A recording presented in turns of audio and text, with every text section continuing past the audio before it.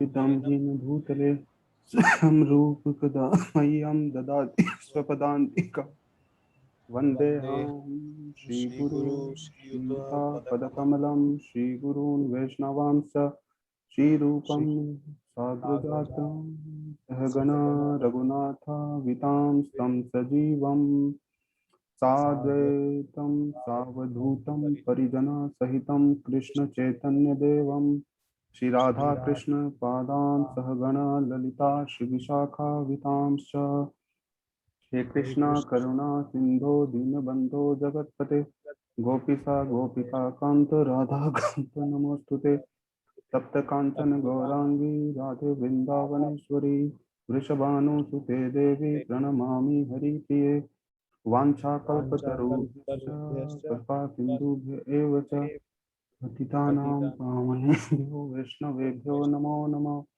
श्री कृष्ण चैतन्य प्रभु नित्यानंद श्री अद्वैत गदाधरा श्रीवासादि गौर भक्तवृंदा हरे कृष्णा कृष्ण कृष्णा हरे हरे हरे रामा राम राम हरे हरे नमो विष्णुपादाय कृष्ण पृष्ठाय भूतले श्रीमते भक्ति वेदांता स्वामी निधि नामिने नमस्ते नमस्ते सारस्वते सारस्वते देवी देवे गौरवाणी गौरवाणी प्रचारिणे निर्विशेष निर्विशेषा शून्यवादी पाश्चात्य देश तारिणे. So, welcome to today's session, Prabhu, and please excuse me for my throat infection. I'm coughing a lot, like dry cough है मुझे ये symptom है. Lot of dry cough is there, Prabhu. काफी सारा लिया भी रेमेडीज बट जा नहीं रहा. कोरोना एक्चुअली काफी वो है ना, स्टिकी है एकदम, जा ही नहीं रहा है.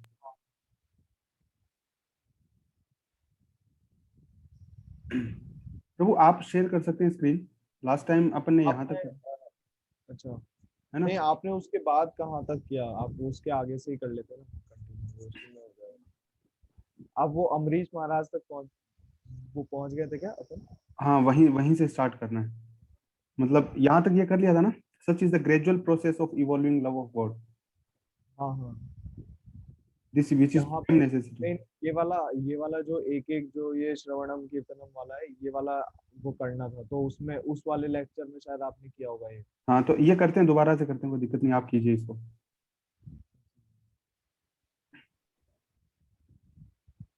मैं शेयर कर दूं? हाँ आप अपनी स्क्रीन शेयर कीजिए जैसे आपने पढ़ा.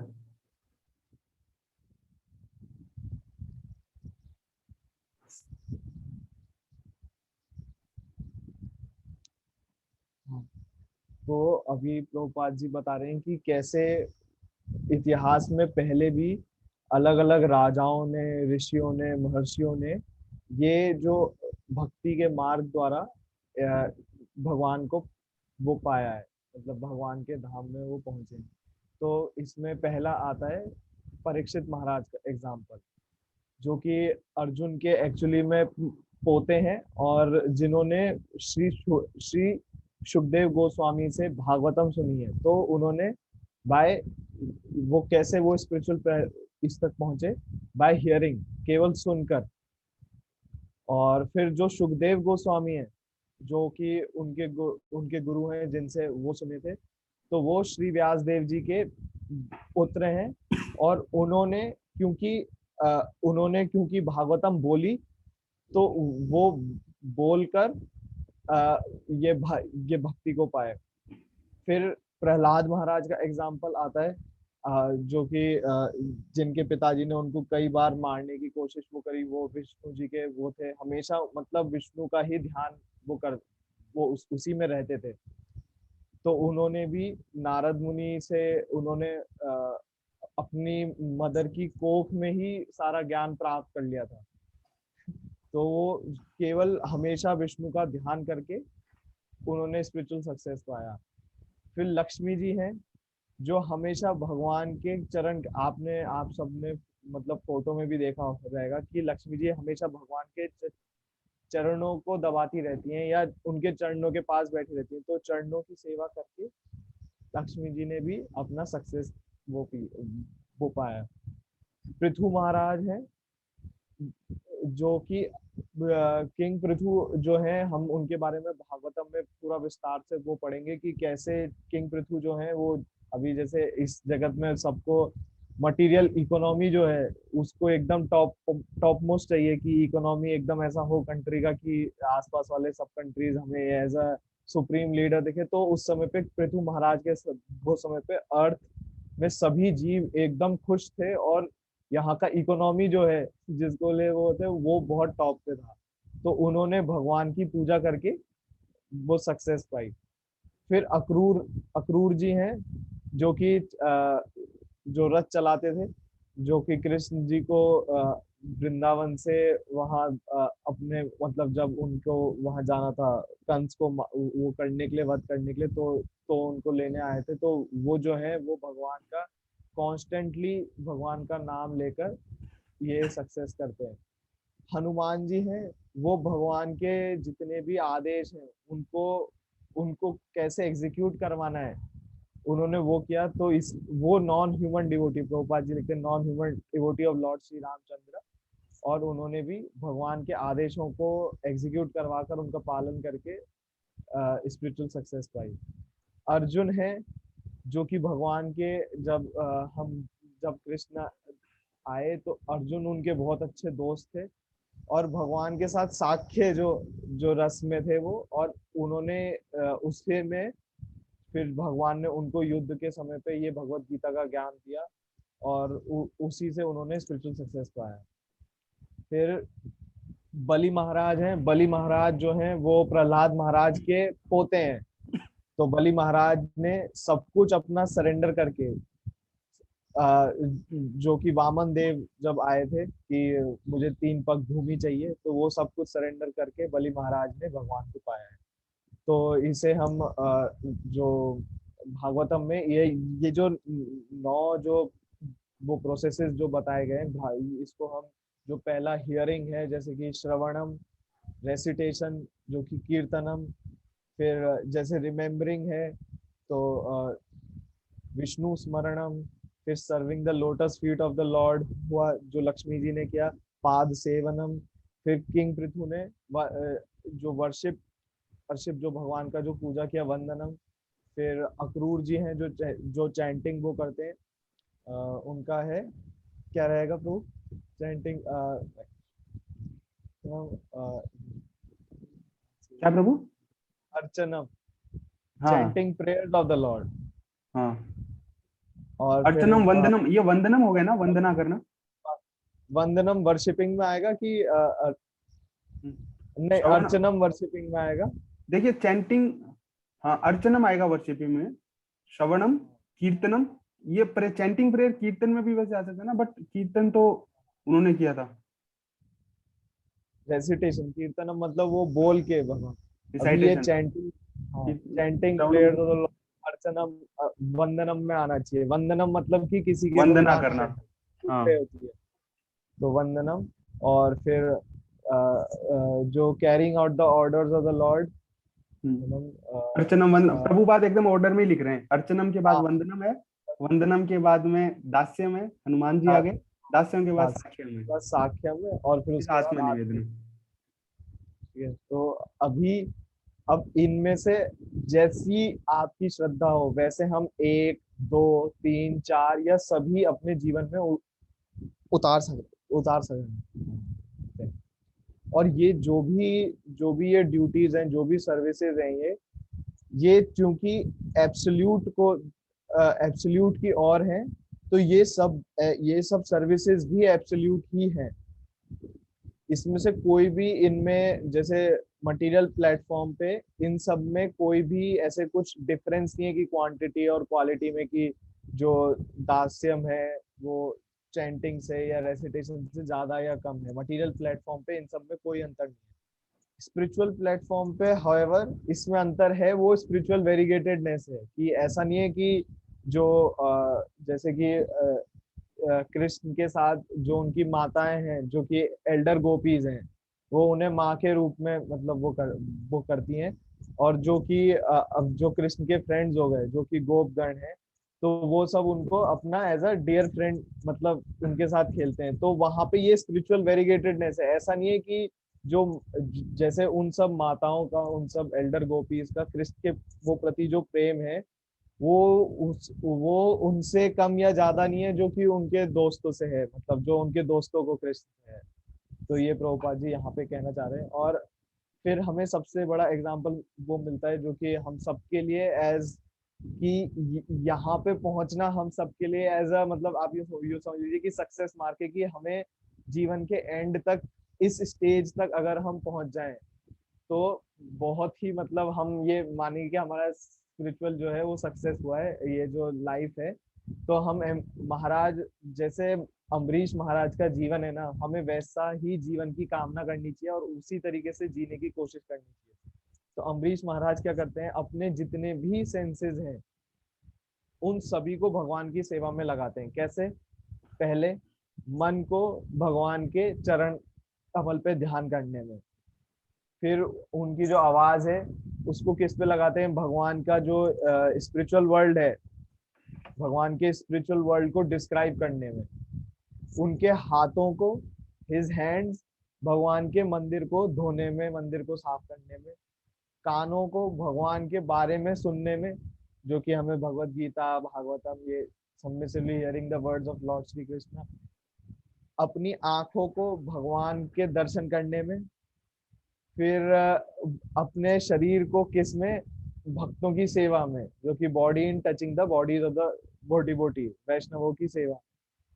हिज नॉस्ट्रिल, जो अपनी नाक है, उनको किसमें, भगवान पे जो अर्पित किए गए जो फूल हैं उनको सूंघने में, और जो अपनी जीवा है, जो जो जीवान है, उसको किसमें लगाते हैं, भगवान को ऑफर जो प्रसाद है उसको चखने में, और अपने जो पैर हैं उनको किसमें लगाते हैं, वो भगवान के मंदिर तक जाने में। तो अगर आप देखें तो उन्होंने अपनी लाइफ का जितना भी एनर्जी है वो सब कुछ कहाँ पे एक तरीके से मोड़ दिया है, भगवान की तरफ वो मोड़ दिया है। और अभी उन और खुद का सेंस ग्रेटिफिकेशन के लिए अभी हम भी यही सब कर रहे हैं, जो अपने अपने सेंसेस से हैं, हम सब यही कर रहे हैं। लेकिन हम सब किसके लिए काम कर रहे हैं, अपने खुद के सेंस ग्रेटिफिकेशन के लिए।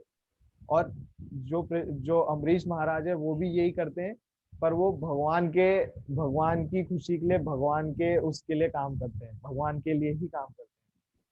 तो ये सब जो है, इन सब से उन्हें परफेक्ट स्टेज ऑफ लाइफ पे वो पहुंच गए, सारी जो कि मटेरियल जितना भी फिजिकल इसको पार करते हैं। तो वो अभी आप आगे बट यहाँ पे प्रश्न ये उठ रहे हैं कि भाई आप बोल रहे हो सब भगवान के लिए वो यूज ले रहे हैं सब सेंसेस को, तो मतलब खुद में अगर थोड़ा खुद भी मजा ले लूं, अगर मैं थोड़ा मजा मैं भी ले ही लूं अपने सेंसेस से, उसमें मतलब भगवान को क्या प्रॉब्लम है ना? नहीं मतलब भगवान, हाँ हाँ, अच्छा नहीं ब्रो, अगर आप जैसे मतलब हमारा जो ये जो एक्चुअल में जो है खुद का जो मजा लेने का है, ये भगवत गीता में एकदम विस्तार से है कि अगर आप ये भी देखो कि जो लोग खुद को मजा ही ले रहे हैं, ये नहीं कर रहे, क्या वो सुखी है क्या?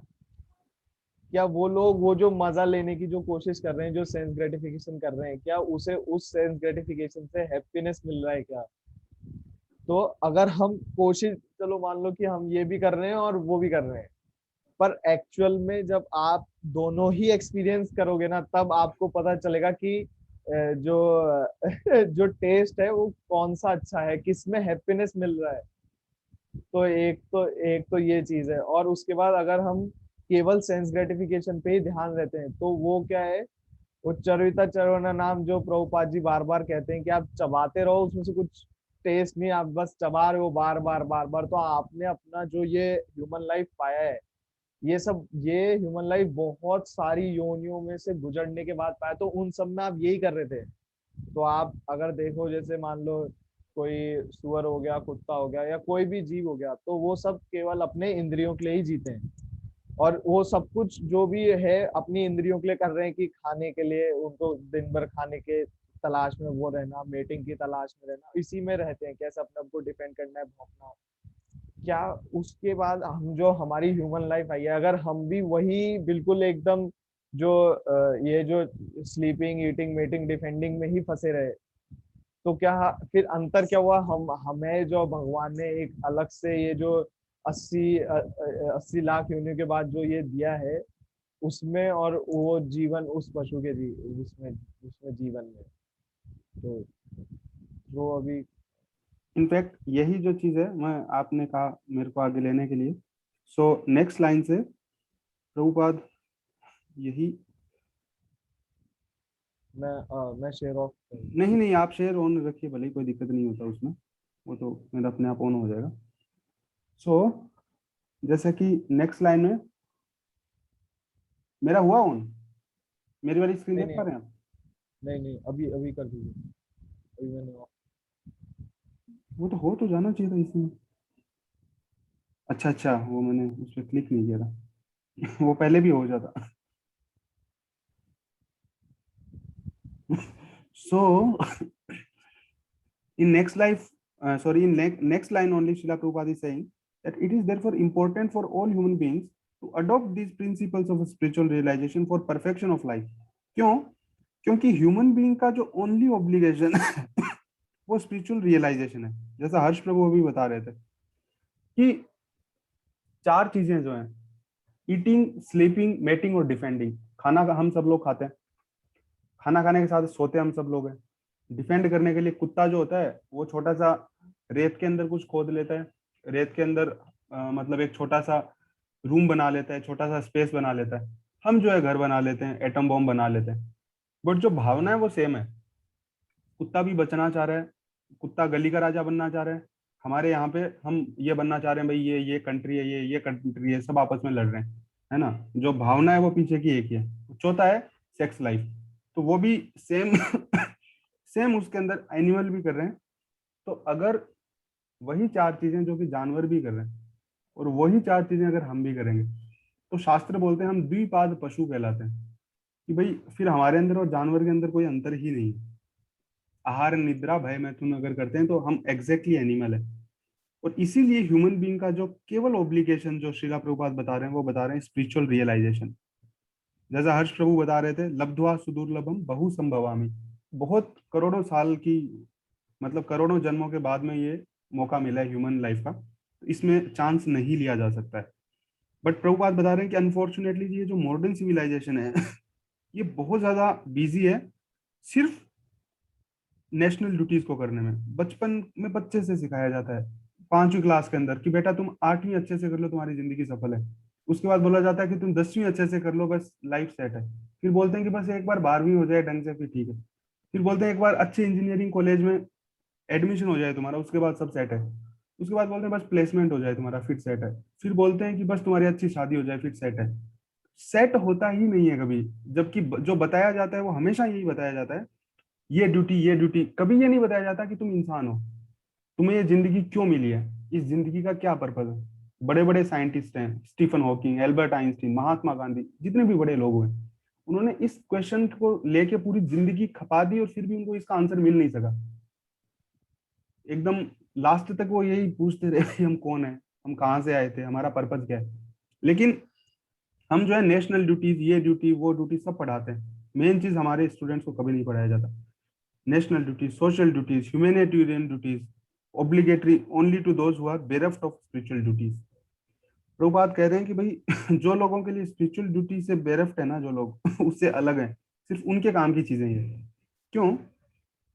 क्योंकि जैसे ही एक इंसान जन्म लेता है इस धरती के ऊपर, तो उसके साथ ही उसकी ये सब ड्यूटीज तो आ जाती है, नेशनल, सोशल, ह्यूमैनिटेरियन। बट उसके साथ कोई आपको हवा भी दे रहा है, कोई आपको पानी भी दे रहा है, कोई आपको लाइट भी दे रहा है।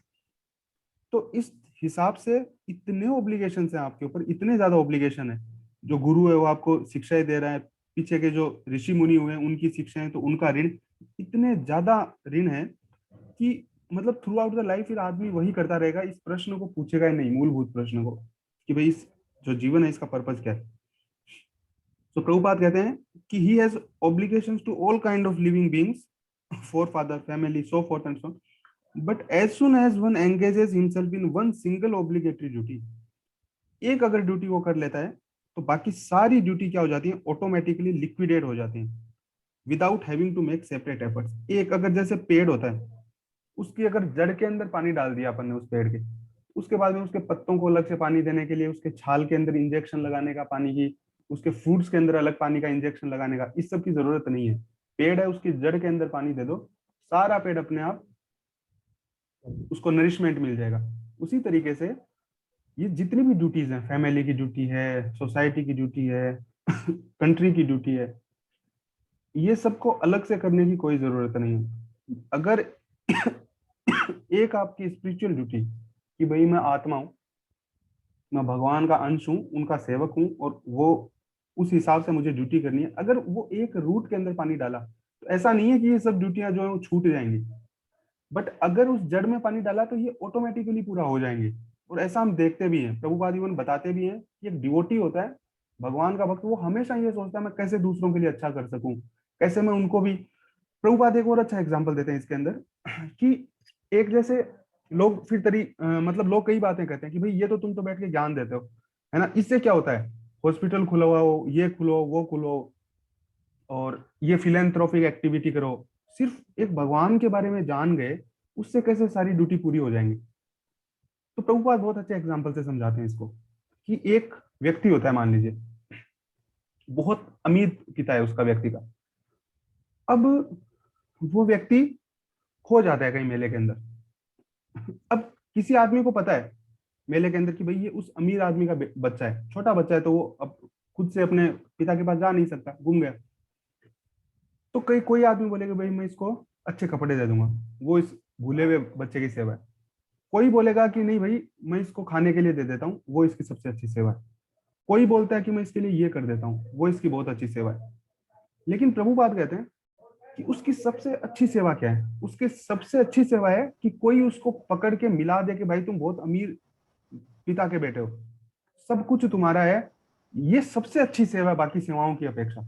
उसी तरीके से जब हम स्पिरिचुअल ड्यूटीज करते हैं और जब स्पिरिचुअल ऑब्लिगेशंस को पूरा करते हैं कि I am spirit soul, I am servant of God, I am servant of Krishna, तो इसका मतलब ये नहीं बाकी चीजें उसकी फुलफिल नहीं कर रहे हो बच्चे के, बाकी फिलेंथ्रोपी, सोसाइटी, फैमिली को छोड़ रहे हो।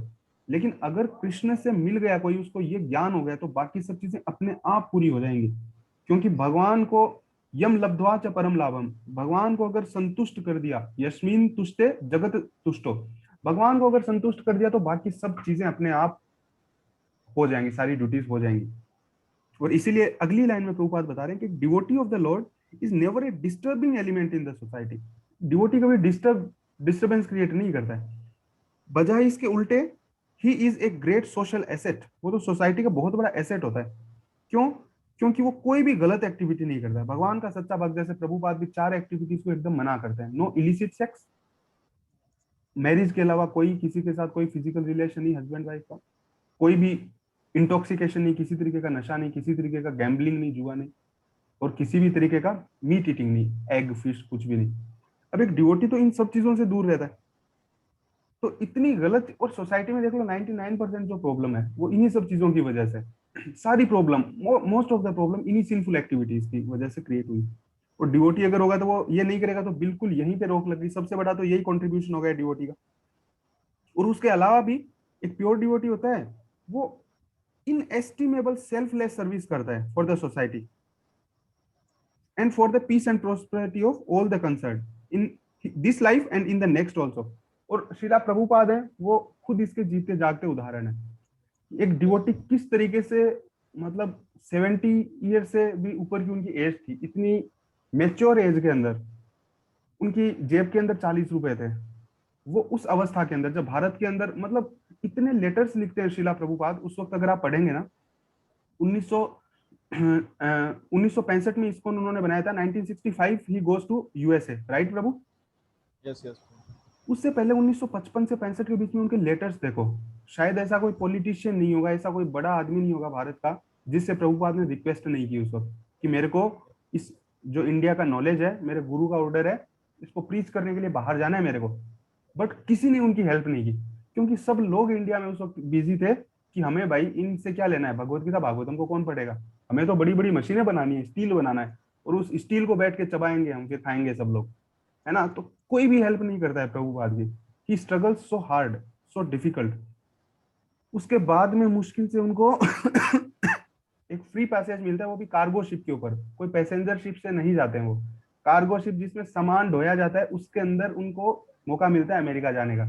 40 रुपए उनके जेब के अंदर होते हैं। कोई भी उनका मतलब वहां पे देख रेख रखने वाला नहीं होता है कि उनको कोई वेजिटेरियन फूड भी देगा वहां पे, कोई उनकी बस एक मुश्किल से जानने वाले होते हैं। इतना ज्यादा वो स्ट्रगल करते हैं। यूएस के अंदर भी 1965 में जब वो जाते हैं, उससे लेके 66, 1 1.5 साल का उनका जो स्ट्रगल है वो हार्ट को मेल्ट कर सकता है। तो ये प्रैक्टिकली दिखाता है कि किस तरीके से एक डिवोटी होता है वो इनएस्टिमेबल सेल्फलेस सर्विस कर सकता है for the peace and prosperity. और उनका क्या स्वार्थ है, 70 साल से ज्यादा की उम्र में आराम से घर पे बैठ के भजन कर सकते थे वो वृंदावन में बैठ के। मतलब उनको क्या मटेरियल प्रॉफिट मिला उस चीज से, कुछ भी नहीं। सिर्फ और सिर्फ उनकी एक ही इच्छा थी कि कैसे ये जो दुखी जीव है ना, दुखी लोग जो हैं तड़प रहे हैं, पैसा होने के बाद में भी जो आत्म शांति की वजह से तड़प रहे हैं, मिल नहीं रही है शांति, सिर्फ उनका छुटकारा देने के लिए, उनको मतलब दुख से छुटकारा देने के लिए वो इतना स्ट्रगल करते हैं। और प्रभुपाद आगे बोलते हैं, even if such a devotee commit some offence the Lord himself rectifies it in no time. Therefore, there is no need for a devotee to cultivate materialistic knowledge, nor does a devotee have to renounce anything and live as a hermit. इसलिए प्रभुपाद कह रहे हैं भाई devotee को ना तो कुछ अलग से गेन करने की जरूरत है मेटीरियली, और ना ही कुछ छोड़ने की जरूरत है। वो आराम से अपने घर में रहे, simply remain at home and execute devotional service smoothly in any order of life. मतलब कई बार लोग इसको इस चीज से मिस इंटरप्रेट कर देते हैं, भगवत गीता का नाम लेते ही बोलते हैं कि नहीं वो जो है साधु बनना पड़ेगा, सन्यासी बनना पड़ेगा, घर छोड़ना पड़ेगा। जबकि प्रभुपाद बार बार इसके अंदर ये बात ला रहे हैं, wherever you are, any order of life, जहां पे भी हो, जो भी कर रहे हो, मतलब किसी को कपड़ा बदलने की जरूरत नहीं, किसी को घर बदलने की जरूरत नहीं, किसी को सिचुएशन बदलने की जरूरत नहीं, कुछ भी बदलने की जरूरत नहीं है। चैतन्य महाप्रभु कहते हैं, स्थाने स्थित श्रुतिगताम तनुवान मनोभी, जिस स्थान पे स्थित हो वहीं पे, बस वहां पे रह के ये जो नियम और ये जो तरीका बताया जा रहा है उसको फॉलो करके एकदम पूरी तरीके से इंसान जो है वो भगवान के धाम वापस जा सकता है, पूरी तरीके से अपने एग्जिस्टेंस को शुद्ध कर सकता है इसी जन्म के अंदर। इसी प्रभुपाद ये भी बोलते हैं with in this life only, अगर हम सिंसियरली फॉलो करें तो। और प्रभुपाद बताते भी हैं कि there are innumerable instances in history जहां पे एक बहुत ज्यादा क्रूर और निर्दयी व्यक्ति होता है, वो भी क्या हो जाता है, किंडर हार्टेड हो जाता है, simply by execution of devotional service. सिर्फ डिवोशनल सर्विस और ये जो नियम प्रभुपाद ने बताए इनको फॉलो करने से एकदम सॉफ्ट हो जाता है पर्सन। और knowledge and abnegation of an inferior way of life follow automatically in the life of a pure devotee without his having to make extraneous effort। कि भाई जो भी इंफीरियर वे अपन आज हो सकता है अपन सब में बहुत सी कमियां हैं, वो सब अलग से कोई एफर्ट करने की जरूरत नहीं है। हम अगर डिवोशनल सर्विस को सिंसियरली परफॉर्म करेंगे वो चीजें अपने आप ही दूर हो जाएंगे। ये तो प्रभु आप इसका कोई एग्जांपल बता सकते हैं जिसमें इसमें ना वो प्रभुपाद जी एक कहानी वो सुनाते हैं, वो मृगारी था, एक शिकारी था वो मृगारी। तो वो क्या करता था, वो जो कि ऊपर हमने देखा कि कैसे जो डिवोटीज है वो कभी भी सोसाइटी के लिए मेनेस नहीं हो सकते, लेकिन वो सोसाइटी में डिस्टर्बिंग एलिमेंट था वो मृगारी शिकारी, क्योंकि वो क्या जानवरों को मारता था, और केवल सिंपली मारता वो नहीं था, वो उनको आधा काट देता था जिंदा। तो जिंदा ही वो रहते थे, वो धीरे धीरे उनके प्राण छूटते थे पूरा एकदम दर्द के उसमें वो रहकर। तो एक बार जब नारद मुनि वो जंगल से गुजर रहे थे तो उन्होंने देखा कि यार ये सारे के सारे ही जानवर कटे हुए हैं, आधे आधे कटे हुए हैं, तड़प रहे हैं बुरी तरीके से, इनको मार कौन रहा है। तो फिर पता चला तो भाई ये मृगारी एक ये शिकारी है, ये सबको मारते हैं, बस मारना है। और उन्होंने पूछा कि भाई तुम इनको आधा मार के क्यों छोड़ देते हो, पूरा मारा करो इनको, एकदम मार दोगे तो इसको इतना दर्द नहीं सहना वो पड़ेगा इस जीव को। तो वो मृगारी था जो वो बोलता है कि देखिए ये जो मैं मारता हूँ ना, तो इसको तो मारना जरूरी है, पहली बात तो इनको मारना जरूरी है क्योंकि इनसे मेरा घर चलता है। ये इसका जो भी मांस है इसको या तो हम खुद खाएंगे या जो भी बेचेंगे, जो भी वो करता था। और इसको आधा ही मारता हूँ मैं क्योंकि ये हम पहले से ही ऐसे करते आ रहे हैं, मतलब मेरे पिताजी वो भी यही करते थे, और इसमें बड़ा सुख मिलता है आधा मारने में, इनको तड़पता देखकर इसमें बड़ा सुख मिलता है। तो फिर नारद जी ने उसको बताया कि अच्छा तो तुम मार रहे इसलिए हो क्योंकि तुम्हें मतलब खाने का, अगर तुम नहीं मारोगे मानो इनको तो तुम्हें खाने को कुछ नहीं मिलेगा। तो हाँ इसलिए इसलिए मारना है और क्या। तो फिर नारद जी ने कहा चलो ठीक है, मैं तुम्हारी कल से सारा खाने वाने का सब सब कुछ तुम्हारे घर तक पहुंच जाएगा, तुम मारना छोड़ दो। और उन्होंने उनको वो भगवान का मंत्र दिया कि आप ये जो हरे कृष्णा महामंत्र है इसको आप जाप करो, घर पे ही रहो, सब कुछ खाने को। और यहाँ से बात फैल गई पूरे उसमें जो भी आसपास का जो गांव था कि भाई मृगारी ने ना वो छोड़ दिया, क्योंकि सारे लोग तो वैसे ही डिस्टर्ब थे। अब किसी के हमेशा ही आसपास देखे मरे हुए कटे हुए जानवर तो लोग विचलित हो, हो ही जाएंगे। तो फिर उन्होंने कहा अरे भाई मृगारी ने छोड़ दिया है, और एकदम उसको वो मंत्र वंत्र जपने वो चालू वो कर दिया है। तो सब वहां जाते हैं, अरे भाई ये तो मतलब एकदम बिल्कुल जैसे वो जो भक्तों का जो जीवन होता है वैसा जीने वो लग गया, सिंपल जी जीवन, उनका जो परिवार था वो भी वैसे ही। तो फिर उन्होंने क्या, उनको कुछ फल कोई ऐसे कोई दान दे जाता, कोई आटा दान दे जाता। तो फिर वो सब यार ये तो नारद जी ने तो सारी व्यवस्था मतलब करके दी है हमको, तो अब क्या उनके पास एक्स्ट्रा आने लगे कि इसका क्या करें, अब इतना हो गया उनके पास। और फिर जब बाद में नारद जी उनसे मिलने आते हैं अपने मित्र के साथ, जो पर्वत मुनि उनके साथ मिलने आते हैं, तो वो देखते हैं कि वो ऐसे नारद जी को देखता है बहुत दूर से, और ऐसे ऊंचक ऊंचक के उनके पास जाता है, सीधे सीधे नहीं जा रहे होते। तो वो पूछते हैं भाई तुम इतना ऊंचक ऊंचक के कहाँ से आ रहे हो।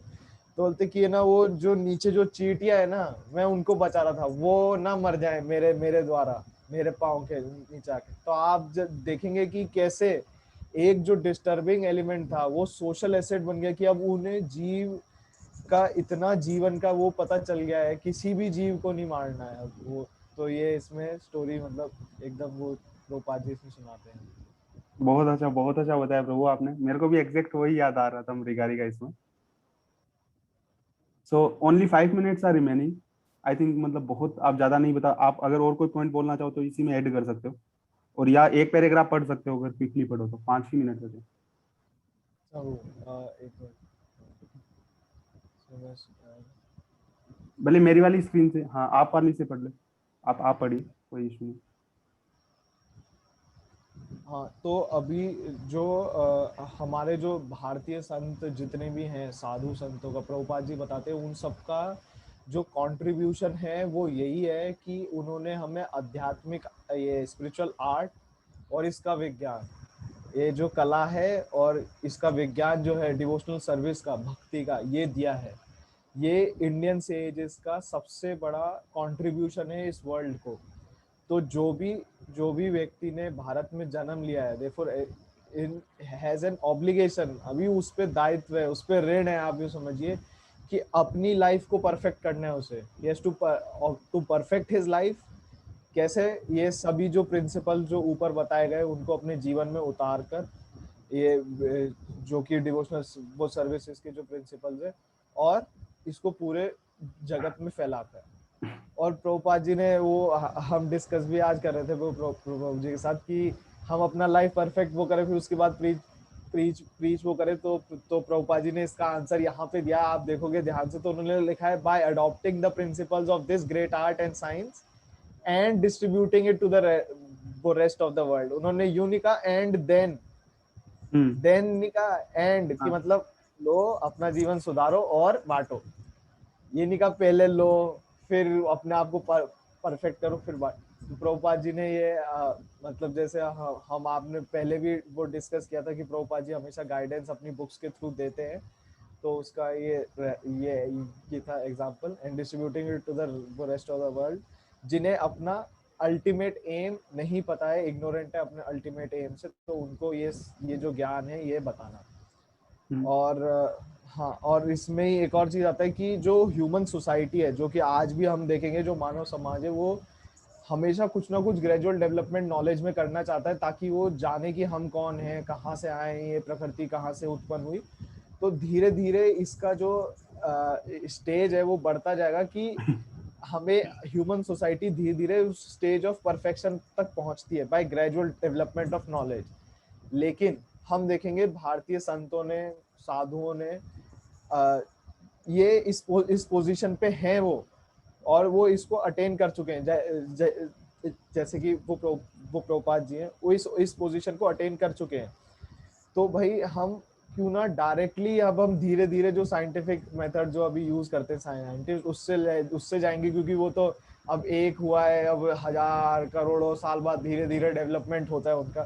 तो सीधे ही क्यों ना हम प्रभुपाद जी जैसे जो संत हैं, जो कि मानव समाज के कल्याण की बातें कर वो बताते हैं, और कैसे हमें भगवान की प्राप्ति करनी है उसका आसान मार्ग बताते हैं इस कलयुग में। तो सीधे ही उनको फॉलो वो कर लो ना, आप इतना लंबा धीरे ग्रेजुअल प्रोसेस से क्यों जाना। तो जो भी जिसने भी यहाँ पे ये प्रभुपाद जी कह रहे हैं कि हमें ये जो जीवन मिला है इसका एडवांटेज लेना चाहिए, जो कि हमें कई कई करोड़ों सालों के बाद, मिलियंस ऑफ ईयर्स के लेबर करने के बाद ये मानव जीवन मिला है। तो इसका भरपूर मतलब जो इसका जो एक्चुअल एम है, अल्टीमेट एम, वहां तक पहुंचने की कोशिश करनी। और या तो फिर जानवर में और हमारे में अंत में क्या अंतर रह जाएगा? अगर हम भी वही 4 चीजें करके मरे तो फिर सेम ही बात हो जाएगी। So only 1 minute is remaining प्रभु। पूरी दुनिया कोरोना से जूझ रहा है। तो चलिए एक बार सबके लिए 3 बार हरे कृष्णा मंत्र हम जप कर लेते हैं क्विकली। हरे कृष्णा कृष्णा कृष्णा हरे हरे, हरे राम राम राम हरे हरे, हरे कृष्णा कृष्ण कृष्णा हरे राम राम राम हरे हरे, हरे कृष्णा कृष्ण कृष्णा हरे राम राम राम हरे हरे। जगत गुरु श्रील प्रभुपाद की जय। ट्रांसेंडेंटल बुक्स की जय। निताय गौर प्रेमानंदे। हरि हरि बोल। Thank you very much prabhu. जय Srila Prabhupada. Will meet again tomorrow. This time only 6 o'clock only. Okay prabhu, thank you. Will wait for you. Hare Krishna.